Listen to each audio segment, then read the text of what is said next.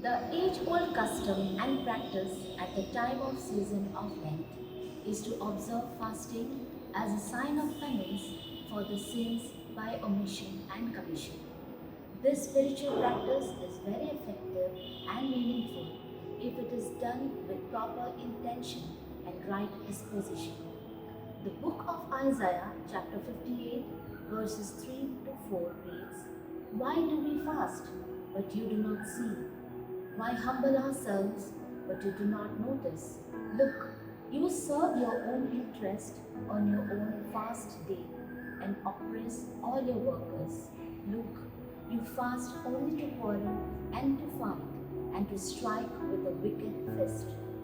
Such fasting as you today will not make your voice heard or higher." The words of Prophet Isaiah puts a challenging task to each one of us to examine the motivation and disposition a person has towards fasting. A real fasting produces desired result, that is metanoia, a complete change of heart. It is here each one needs to make an introspection of oneself and ask a question whether while fasting and penance really make a change in my outlook and in behavior towards my brothers and sisters.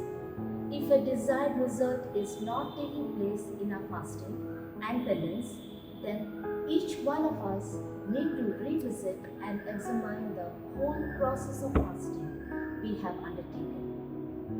The Gospel of St. Matthew, chapter 6, verses 16 and 17 says, "Whenever you fast, do not look small like the hypocrites, for they disfigure their faces so as to show others that they are fasting. Truly, I tell you that they have received their reward. But when you fast, put oil on your head and wash your face, so that fasting may be seen not by others, and your Father who sees in secret will reward you." The words of Lord Jesus is a reminder and warning for those who undertake the spiritual practice of fasting. A routine and a mechanized way of fasting and also outward manifestation of fasting will curtail entire effect and outcome of the spiritual practice of fasting.